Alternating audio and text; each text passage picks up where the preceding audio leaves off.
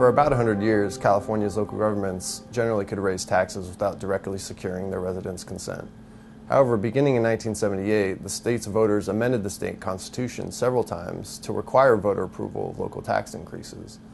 Over the next few minutes, I'd like to describe the state's current system of voter approval requirements, discuss the historical evolution of those requirements, and review the outcomes of elections held under these requirements during the past 15 years. Virtually any time a local government wishes to raise a tax, it must obtain voter approval. For the purpose of voter approval, local government taxes can be placed into one of three categories. The first category is ad valorem property tax increases for debt. In general, the property tax rate may not be increased beyond 1%, except in two cases. The first is to pay for debt approved by voters prior to 1978, and the second is to pay for infrastructure bonds that are approved by voters. The voter approval requirements for infrastructure bonds vary based on the type of project to be funded. Most types of projects require approval of 2/3 of local voters. However, school facilities bond measures that meet certain conditions may be approved by 55% of voters. The second category of local taxes is general taxes. General taxes must be approved by a simple majority of local voters. And general taxes are those that are levied by general purpose governments, specifically cities and counties, and used at the discretion of the local governing board for any programs or services. The third category is special taxes, which require approval of 2/3 of local voters. Special taxes are any taxes levied by specific purpose districts, but specifically special districts or school districts or community college districts. They're also any tax levied by a city or county that will be dedicated for a specific purpose. And finally, a special tax is any tax other than the ad valorem property tax that is levied on property.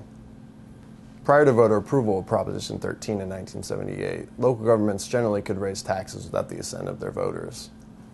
During that time, the property tax was the most significant form of tax revenue for most local governments. Proposition 13, approved by voters in 1978, significantly changed local government finance in two ways. Each of these changes set off a series of events that helped to shape the state's current system of voter approval requirements for local taxes. The first major change was to eliminate the local control over the property tax and cap the rate at 1%, except in the narrow instances that I mentioned earlier. Proposition 13, however, did not allow the property tax rate to be increased to fund infrastructure bonds. That provision came later in 1986 when voters approved Proposition 46, which allowed the property tax rate to be increased beyond 1% to fund infrastructure bonds if approved by 2/3 of voters. In 2000, voters approved another measure, Proposition 39, that lowered this voter approval threshold to 55% for school facilities bonds meeting certain conditions. The second major provision of Proposition 13 was its requirement that special taxes be approved by 2/3 of local voters. Proposition 13 didn't provide a specific definition of special taxes. However, 4 years later, a court ruling defined special taxes as those used for specific purposes. Taxes not used for specific purposes, those would be general taxes, therefore did not require voter approval under Proposition 13.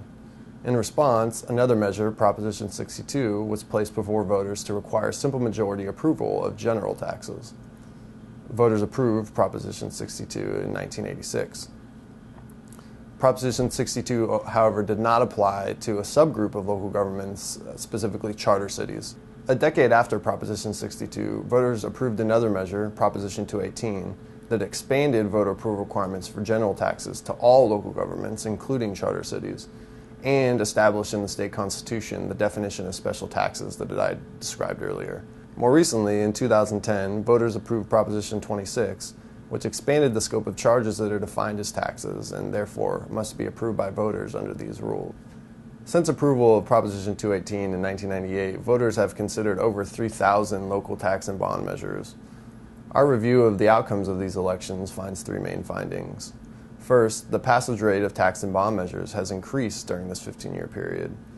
However, it doesn't appear that this trend is due to a general increase in voter support for tax and bond measures, but due to other factors. The increase in the passage rate of tax measures appears to be due to an increase in the use of general taxes relative to special taxes. General taxes typically pass more often than special taxes because they're subject to a lower voter approval threshold.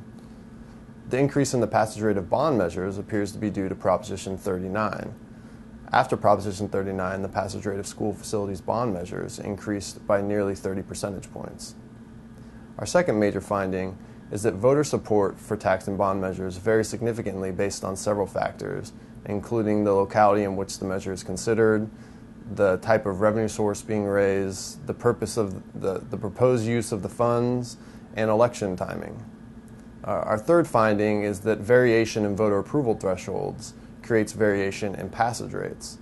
Certain taxes that are subject to higher voter approval thresholds pass less often, despite generally receiving greater voter support.